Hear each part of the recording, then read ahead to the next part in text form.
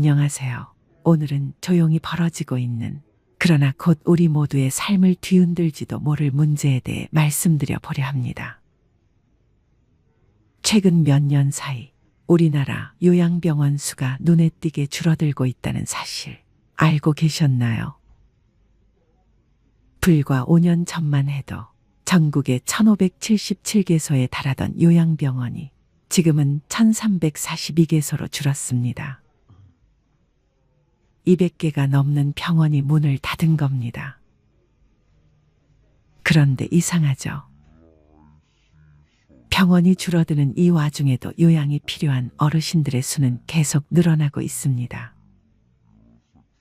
도대체 무슨 일이 벌어지고 있는 걸까요? 저는 오늘 이 이야기를 여러분과 나누고 싶었습니다. 그리고 이 문제는 단순히 누군가의 일이 아닌 머지않아 내 부모, 내 가족 그리고 내 이야기로 다가올 수 있는 현실입니다. 요양병원들의 폐업 소식은 갑자기 들려온 이야기가 아닙니다. 사실 몇 년 전부터 업계에서는 조용히 경고음이 들려왔습니다. 운영이 너무 어렵다. 버틸 수가 없다. 점점 문을 닫는 병원이 늘고 있다. 그런데 최근 들어 이 흐름이 급격히 가속화되고 있다는 것입니다. 일부 보도에서는 1300여 개 요양병원 중 800곳 이상이 문을 닫게 될 것이라는 극단적인 전망까지 나왔습니다.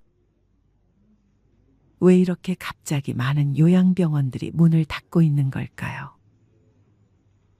가장 큰 이유는 두 가지입니다. 바로 수가 문제와 정책 방향 전환입니다. 우선 요양병원의 수가 의료 서비스 가격은 일반 병원과는 방식이 다릅니다. 일반 종합병원에서는 환자가 검사를 받을 때, 진료를 받을 때, 주사를 맞을 때마다 각각에 대해 요금을 청구할 수 있습니다. 이를 행위별 수가제라고 하죠. 그런데 요양병원은 일당 정액 수가제입니다. 무슨 뜻이냐 하면 환자 한 명에게 하루 동안 제공되는 모든 서비스에 대해 정해진 금액만을 받을 수 있다는 겁니다. 진찰을 많이 하든 주사를 여러 번 놓든 검사 장비를 돌리든 관계없이 하루치 요금은 고정이라는 이야기죠. 이런 구조에서는 중증 환자가 많아질수록 손해입니다. 돈은 더 들고 받는 수익은 같으니 오히려 열심히 진료할수록 적자가 나는 구조가 되어버린 겁니다. 게다가 최근 몇 년 사이 인건비는 급격히 올랐습니다. 최저임금은 연속으로 인상되었고 물가는 고공행진을 이어가고 있습니다. 하지만 요양병원 수가는 거의 오르지 않았습니다. 운영자는 한숨만 나오는 상황이죠. 여기서 끝이 아닙니다. 정부의 정책 방향도 요양병원에 불리하게 흘러가고 있습니다. 이전 정부든 지금 정부든 상관없이 모두 하나의 방향을 향해 정책을 추진하고 있습니다. 그 방향은 병원 중심 돌봄에서 지역사회 중심 돌봄으로의 전환입니다. 즉 병원이나 요양시설에 오래 입원시키기보다는 가급적 집에서 돌보라, 주간 보호나 방문 요양을 활용하라, 이런 메시지를 지속적으로 내고 있는 겁니다. 정부 입장에서는 이해가 갑니다. 요양병원의 환자가 오래 머물수록 건강보험과 장기요양보험 재정이 빠르게 고갈되기 때문입니다. 돈이 너무 많이 드는 구조인 거죠. 그래서 재택의료, 방문요양, 통합돌봄 서비스 등 가정 기반 돌봄에 대한 예산을 점차 확대하고 있습니다. 여기에 더해 최근 도입된 간병비 급여와 시범사업도 중요한 전환점이 됩니다. 이전에는 간병인을 고용해야 했고 이 비용은 전적으로 가족이 부담했습니다. 간병비가 너무 비싸다 보니 이를 감당하지 못한 가족들이 간병 파산, 간병 이혼까지 겪는 경우도 있었습니다. 그래서 정부는 일정 기준을 갖춘 요양병원에 한해 환자의 간병비 30% 정도를 지원하는 정책을 도입하기로 했습니다. 2029년까지는 시범사업을 운영하고 이후 본격적으로 500개 병원만 선정하여 간병비를 지원하겠다는 것이죠. 여기서 중요한 점은 전국 1,300여 개의 병원 중 단 500개만 간병비 지원 대상이 된다는 사실입니다. 나머지 800여 개 병원은 정부 지원을 받을 수 없고 환자들도 이런 병원보다는 간병비가 나오는 병원으로 몰릴 수밖에 없습니다. 그렇다면 당연히 지원받지 못하는 병원은 문을 닫게 되는 겁니다. 이게 바로 줄폐업이 벌어지는 구조입니다. 그럼 이제 질문이 생깁니다. 그 많은 환자들은 어디로 가야 할까요? 요양원은 이미 자리가 부족합니다. 요양보호시설은 중증 환자를 감당할 수 있는 환경이 아닙니다. 주간보호센터, 방문요양, 좋은 제도입니다. 방향도 맞습니다. 그런데 지금 당장은 한참 부족합니다. 방문요양은 하루 4시간 남짓, 그것도 숙련된 인력이 부족해서 지역에 따라 받기 어려운 상황입니다. 주간보호센터는 낮에만 운영되며 중증 어르신을 안전하게 모시기엔 시설과 인력이 턱없이 부족합니다. 결국 누가 돌보게 될까요? 가족입니다. 평생 일하다 은퇴한 아들이, 아직 자녀를 키우고 있는 딸이, 몸이 아픈 며느리가, 새벽에 출근하는 사위가 모두 간병의 고통을 떠안게 되는 구조가 되는 겁니다. 사실 이런 변화는 우리나라만의 문제는 아닙니다. 미국, 일본 등 선진국도 비슷한 방향으로 가고 있습니다. 미국은 이미 2012년부터 요양병원 숫자가 감소 추세에 들어섰고, 일본은 아예 요양병원 신설을 금지했습니다. 2023년부터는 제도 자체를 폐지해버렸죠. 하지만 이들 국가는 그만큼 철저한 준비가 되어 있었습니다. 재택의료 시스템, 지역사회 돌봄 네트워크, 공공간병 시스템까지 철저히 구축되어 있었기 때문에 가능했던 전환입니다. 그런데 지금 우리나라의 상황은 어떨까요? 너무 빠릅니다. 준비가 부족합니다. 현장과 괴리되어 있습니다. 정부가 방향을 정하는 건 좋습니다. 하지만 그 길을 가기 위해선 현실적인 기반과 현장의 목소리를 먼저 들어야 합니다. 오늘 말씀드린 요양병원 줄폐업의 현실은 곧 우리 부모의 문제, 우리 가족의 문제, 그리고 나의 미래의 문제가 될 수 있습니다. 돌봄의 구조가 바뀌고 있는 지금, 우리는 어떤 준비를 해야 할까요? 무엇보다 중요한 건 정부와 현장이 함께 머리를 맞대고 천천히, 그리고 튼튼하게 길을 닦아가는 일일 겁니다. 병원이 줄어든 자리를 집과 가족이 대신하는 구조가 되려면 그에 걸맞은 사회적 지원과 돌봄의 인프라가 먼저 마련되어야 하니까요. 오늘 영상이 여러분의 삶의 작은 통찰이 되었다면 좋아요 한 번만 눌러주시면 큰 힘이 됩니다. 마지막으로 좋은 글 하나 소개해드리겠습니다. 내 걱정은 하지 마라. 거기 가면 친구도 많이 사귀고 요즘은 밥도 잘 준다 카더라. 애써 밝은 표정으로 말하는 어머니의 말에 아들은 묵묵부답. 침통한 표정으로 팔짱을 낀 채 창밖을 바라보고 섰다. 허름한 가방에 시어머니 옷가지를 챙겨 넣던 며느리. 그래요, 어머님. 요즘 요양원은 옛날과 다르대요. 저희들도 자주 찾아뵐게요. 아들 대신 답한다. 괜찮다. 남편 일찍 죽고 자식 3남매 키우면서 그 힘든 나날. 자신을 달래려고 수없이 했던 말. 이제 또다시 그 괜찮다로 자신을 다독이며 가족사진 한 장 며느리 몰래 가방 속에 챙긴다. 부모가 마음과 다른 말을 하시는 건 자녀가 걱정할까 봐입니다. 자녀가 부모의 그런 말씀을 믿으려 하는 건 부모보다 자신을 먼저 생각해서입니다. 이것이 자식입니다. 나 역시 자식에겐 그런 부모입니다. 하지만 부모님에게 조금만 더 관심을 가져주세요. 아프신 데는 없으세요? 늙으면 다 아프지? 지낼 만은 해? 부모님의 몸 상태 변화를 잘 관찰하세요. 식사는 잘 하셨는지, 허리가 더 굽은 것은 아닌지,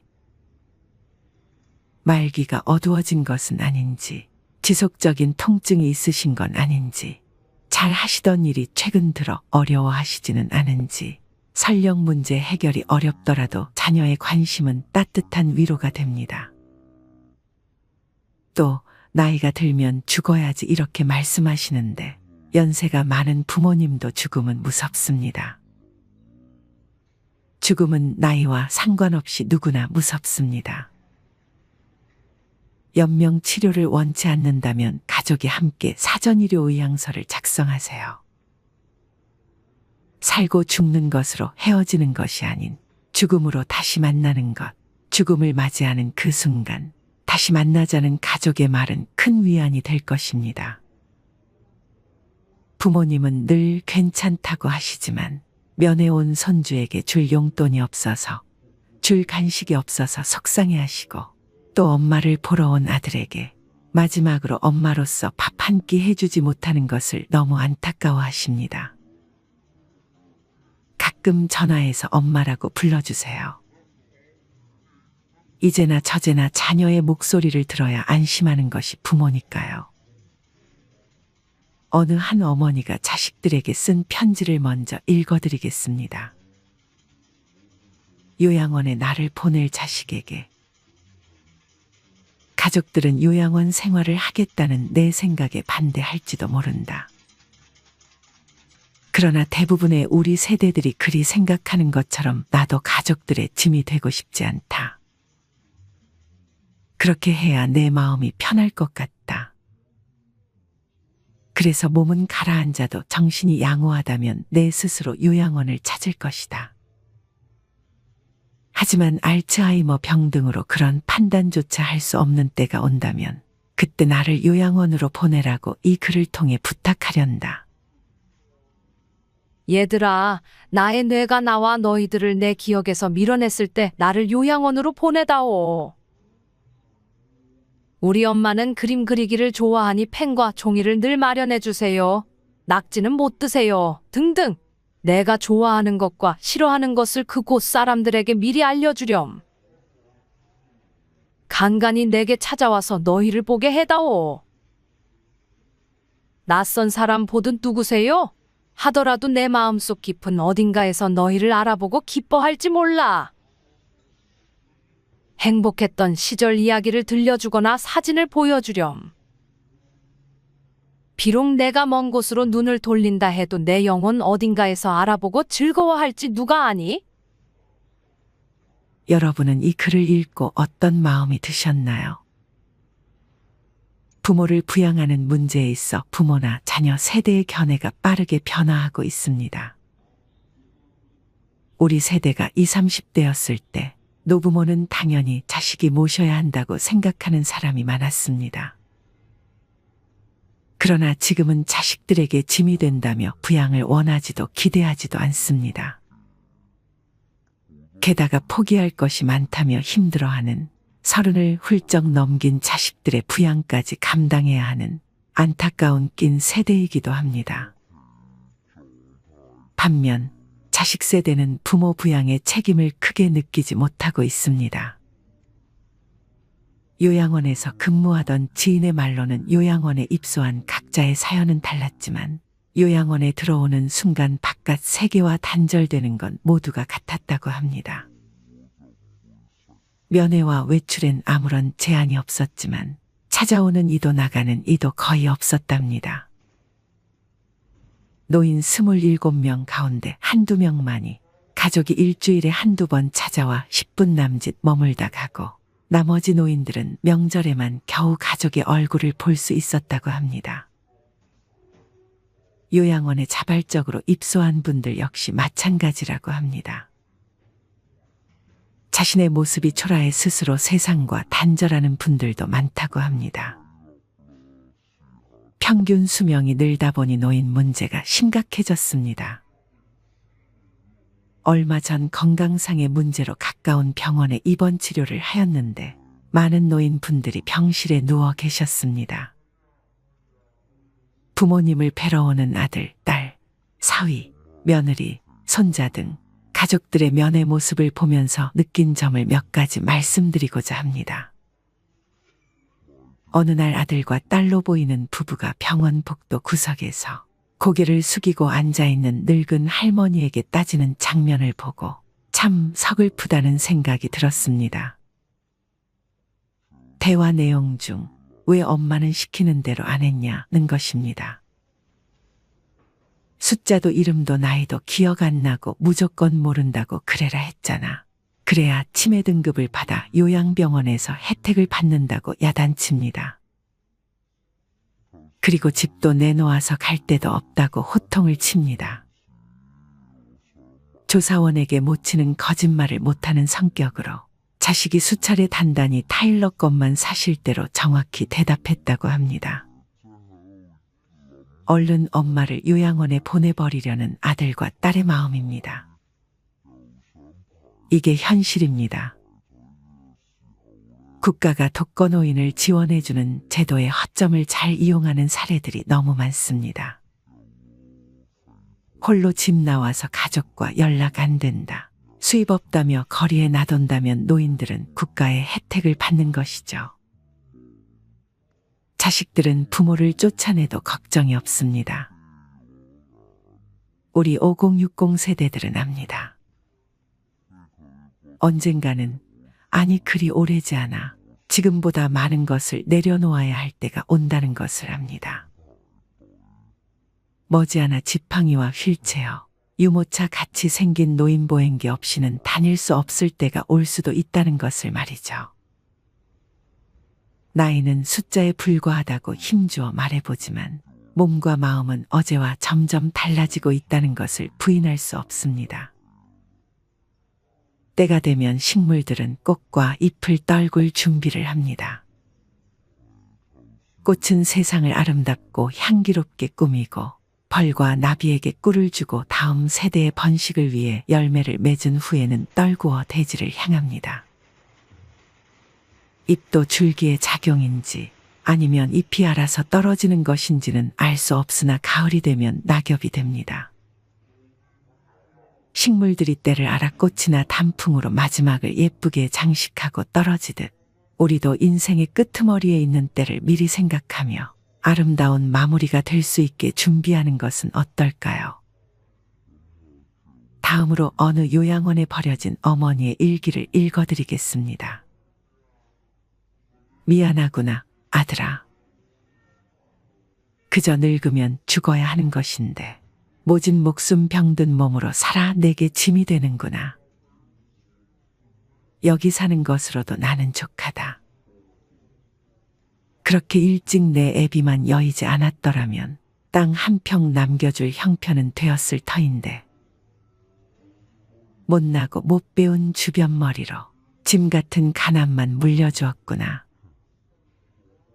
내 한 입 떨어 내 짐이 가벼울 수 있다면 어지러운 아파트 꼭대기에서 새처럼 갇혀 사느니 친구도 있고 흙도 있는 여기가 그래도 나는 족하단다.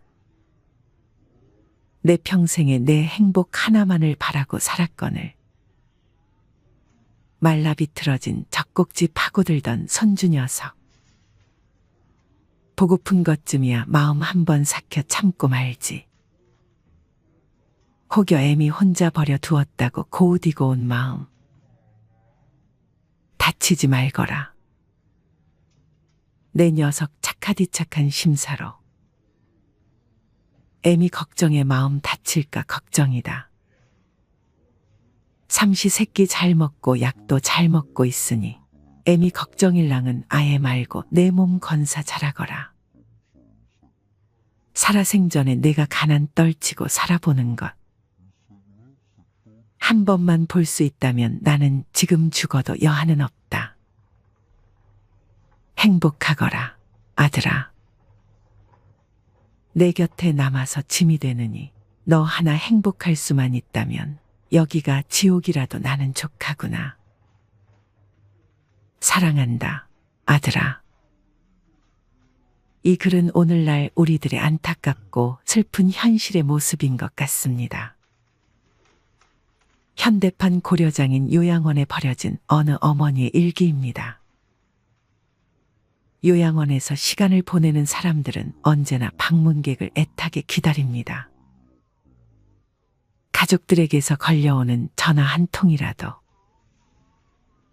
여기 이 어머니는 우리보다 더욱 열악한 여건에서 살아가신 우리 모두의 어머니고 나의 어머니입니다. 그리고 미래의 우리들의 모습일 수도 있습니다. 이 어머니 또한 우리와 같은 시절이 있었고 아름다운 청춘과 사랑의 시간이 있었던 한 사람이란 것을 우린 기억해야 합니다. 그 아름다웠던 세월을 한번 즐기지도 못하고 자식들에게 빼앗긴 모진 삶의 주인공이란 걸. 우리가 이 자리에 있음은 바로 우리들의 어머 네가 계셨기에 가능하다는 것을 잊어서는 안 됩니다. 다시 한번 말씀을 드립니다. 우리들은 결코 잊어서는 안 됩니다. 낯설고 귀찮은 늙은이가 아닌 세상에 단 한 분뿐인 우리 어머니입니다. 우리는 부모님이 살아계실 때 더 잘해야 합니다. 부모님의 죽음은 가늠조차 어려운 고통스러운 일이지만 언젠가는 반드시 찾아오는 통과의례입니다. 소설호가 영화 등 수많은 작품들은 부모를 잃은 뒤 자식들이 겪게 되는 회한과 상실감을 그리고 있습니다. 대표적인 영화 애자가 그렇습니다. 이 영화에는 29세 철부지 딸 박애자와 시한부 엄마 최영희가 등장합니다. 바람 잘 날 없이 싸우던 두 모녀는 죽기 전 마지막으로 여행길에 오릅니다. 마지막 여행길에서 엄마는 결국 딸의 품에 안겨 숨을 겨두고 애자는 엄마를 품에 안은 채 흐느껴 옵니다. 영화 속 애자처럼 부모님을 떠나보내고 자식들이 가장 많이 하는 후회는 무엇일까요? 마지막으로 부모님이 돌아가신 후 가장 많이 후회한다는 8가지에 대해 알려드리도록 하겠습니다. 첫 번째, 가슴에 못 박는 말은 하지 말았어야 했다.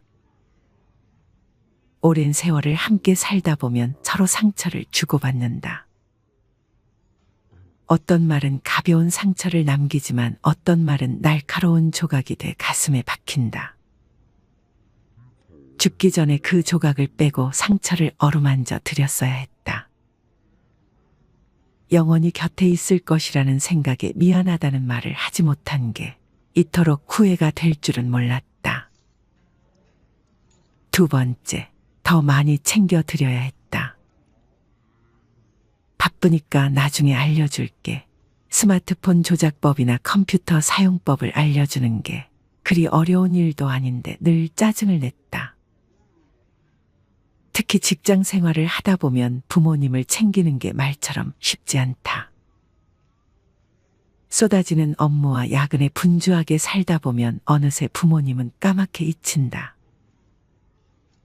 일은 언제든 할 수 있는 것이지만 한 번 떠난 부모님은 다시 돌아올 수 없다는 것 깨달았을 땐 이미 늦었다. 세 번째, 따뜻하게 안아드리지 못했다. 상고를 견디며 낳은 아이가 두 발로 서기 전까지 부모는 젖을 물리고 품에 안으며 지극정성으로 돌본다. 그렇게 큰 사랑을 받고 자랐으면서 정작 자식은 고생한 두 손을 꼭 잡아주거나 등을 쓸어주는 등 간단한 스킨십도 불편해했다. 스킨십을 하기엔 징그러운 나이가 됐다는 건 정말 바보 같은 생각이었다. 네 번째, 고맙다, 사랑한다, 미안하다, 말하지 못했다. 애인에게는 입버릇처럼 사랑한다 말하면서 부모님께는 사랑한단 말을 자주 하지 못했다. 용돈이 필요할 때만 입 발린 멘트를 날리고 키워주셔서 감사하다는 진심 어린 말 한마디 건네지 못했다. 많이 표현하면서 살 걸 하는 후회가 남는 순간이다. 다섯 번째, 좋은 선물을 해드리지 못했다. 자신은 값싼 것을 걸치고 다니면서도 어디 가서 주눅들까. 자식에겐 가장 좋은 것을 해주고 싶은 게 부모 마음이다. 비싼 명품은 아니더라도 마음을 담아 좋은 선물하자. 해드리지 못하고 떠나보낸 게 가슴 아프다. 문제는 돈이 아니라 마음이었다는 걸 이제와 후회해도 소용없다. 여섯 번째, 함께 하는 시간을 많이 가졌어야 했다. 친구들과 놀러 다니느라 직장 야근의 피곤함으로 정작 부모님과 데이트다운 데이트를 하지 못했다. 함께 맛집에도 가고 쇼핑도 하며 즐거운 시간을 보냈더라면 하는 아쉬움이 남는다. 시간이 지나면 기억도 흐려질 텐데 부모님을 좀 더 오래 기억할 수 있도록 살아생전에 많은 추억을 만들었어야 했다. 일곱 번째, 부모님과 여행을 떠나지 않았다. 부모님과 단둘이 떠나는 여행은 가족여행과는 느낌이 사뭇 다르다. 둘만의 여행지에서 그간 응어리졌던 마음을 풀고 좋은 추억을 쌓을 수도 있기 때문이다. 부모님이 떠난 뒤 친구들이 SNS에 부모님과 여행 가서 찍은 사진을 올려놓은 것을 보면 그리움은 더욱 짙어진다. 여덟 번째, 부모님도 한때 꿈 많은 소녀였다는 걸 잊고 살았다. 어린 시절 대통령이 되는 게 꿈이었던 어린 소녀는 아버지가 되고 멋진 왕자님을 만나는 게 꿈이었던 소녀는 어머니가 됐다. 자식을 키우느라 제 꿈을 하나씩 놓아버린 부모님의 시간을 나이가 들면서 뒤늦게 알아버렸다. 살아계실 때 단 한 번만이라도 당신의 진짜 꿈에 대해 여쭤봤다면 행복해 하시지 않았을까? 부모가 되고 나이가 들다 보면 어린 시절에 부모에게 불효했던 것을 뒤늦게 깨닫고 마음 아파합니다.